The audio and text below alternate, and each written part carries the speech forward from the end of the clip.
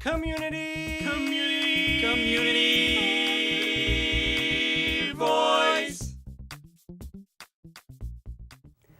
Hello and welcome to the Notable Nonprofit Program. I'm your host, Katie Roche, and today I'm here with Liz Ford, who is now the Animal Center liaison to the Friends of the Animal Center Foundation. Now, I think most people think of the Iowa City Animal Shelter. That's usually what they would call it, but the official name is the Iowa City Animal Care and Adoption Center. Mm-hmm.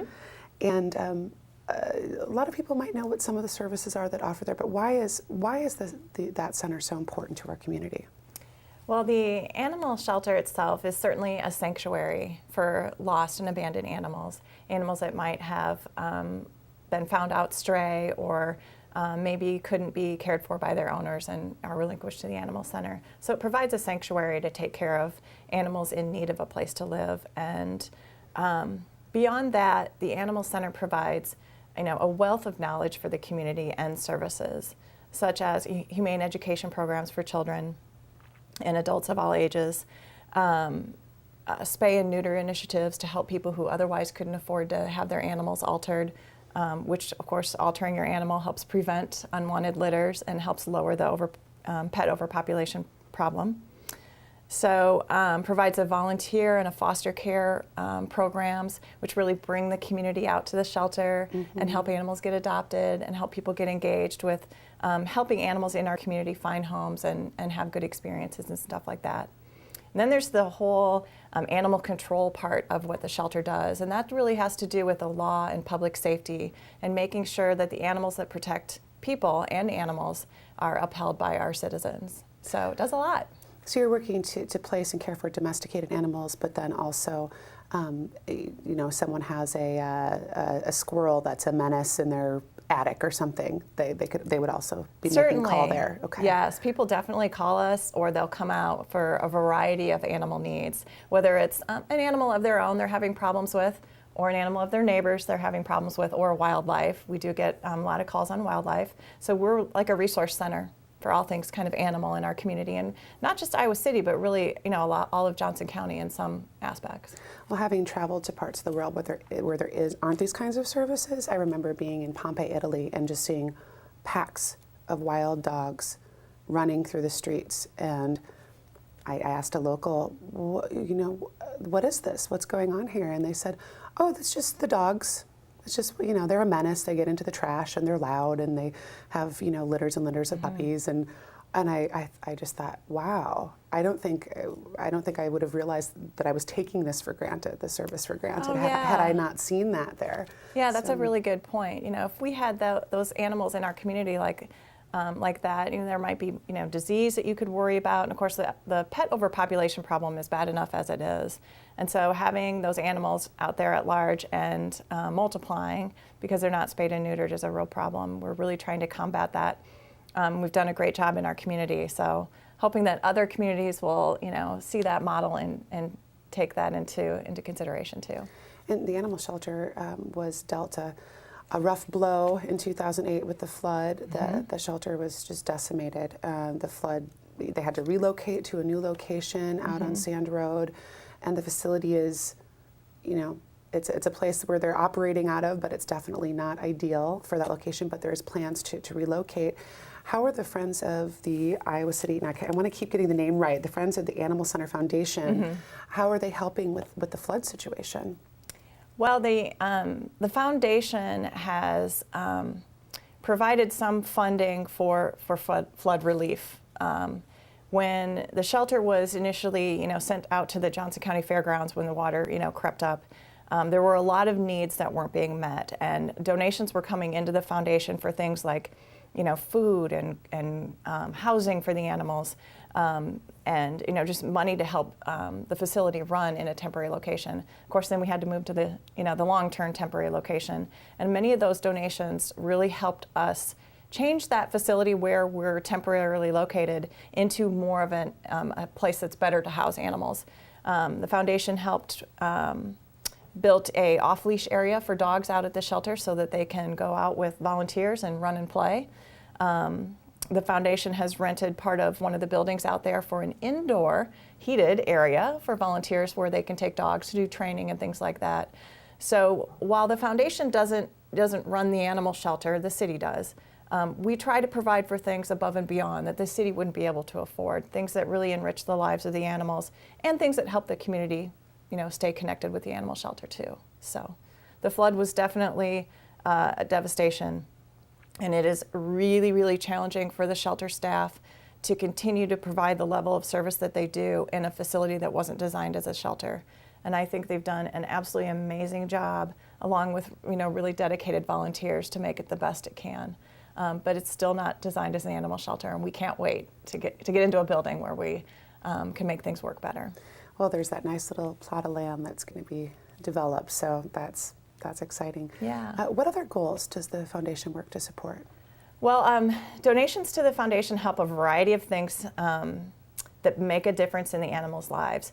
When the foundation started about 10 years ago, there was a real need for medical care for animals that otherwise would be euthanized. Animals that might have been, hit by a car, or a dog that would be heartworm positive. And the city doesn't have, extra funding to help these really special needs kinds of things.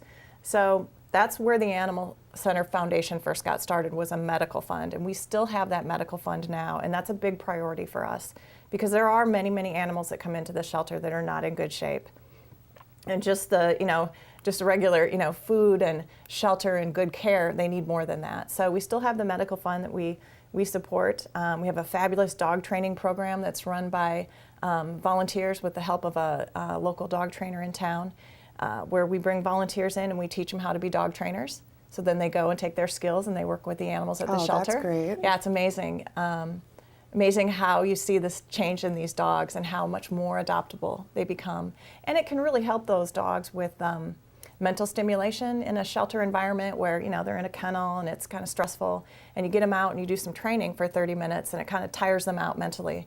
So it's just healthy for them too, and it's really enrichment in their lives. So we're continuing to fund the dog training program. Humane education is something that we've supported for years. Trying to get ourselves out into the community with, daycare and Girl Scouts and Boy Scouts and schools, and also bring some of those folks out to the shelter for tours and education and things. Dog bite prevention is really important, responsible pet care, and things that we can influence young people and older people to make things better in the community for pets and for people. And facility.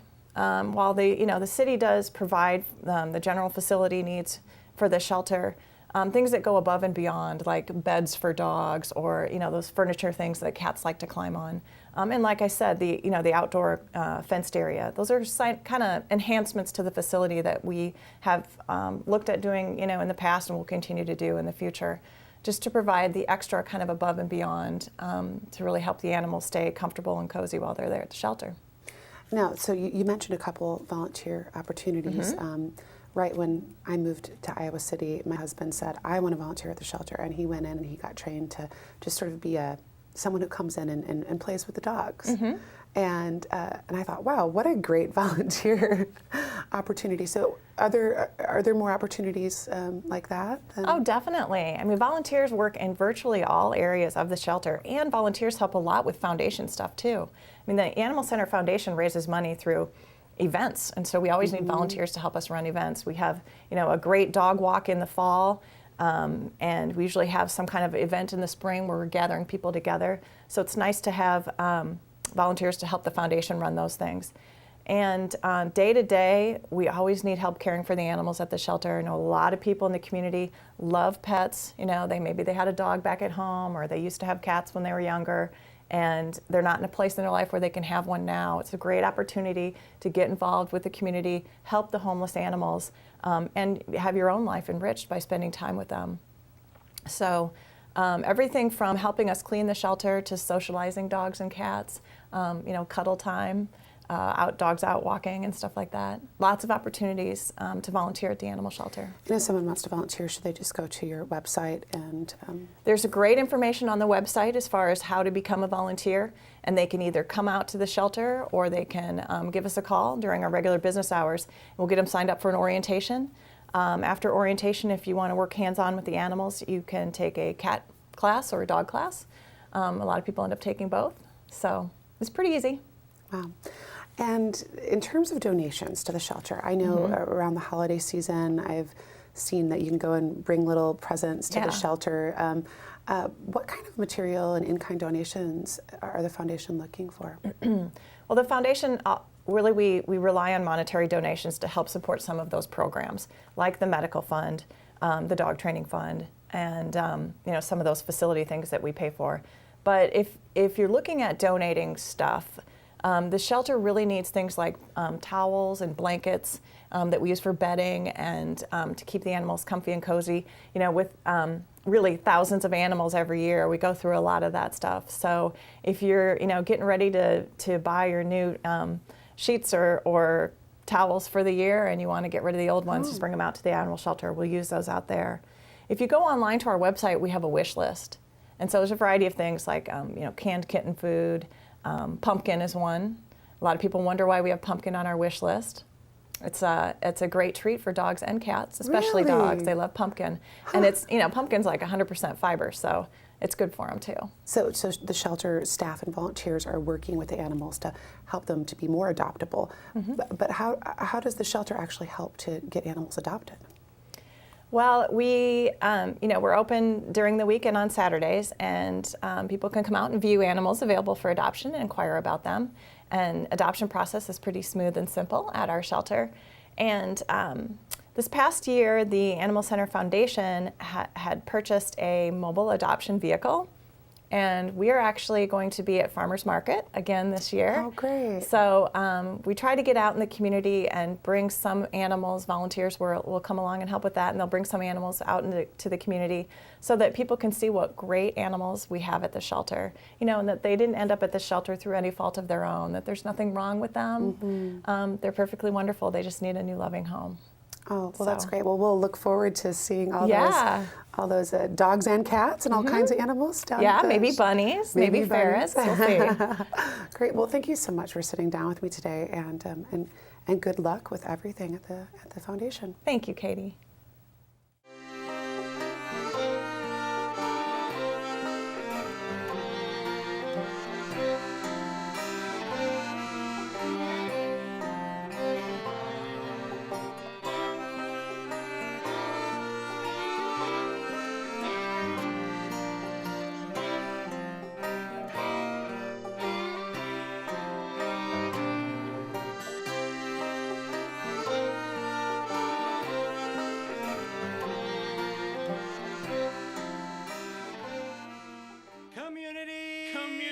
Community voice. Are you a city is Are you a city is Are you a city is Are you a city is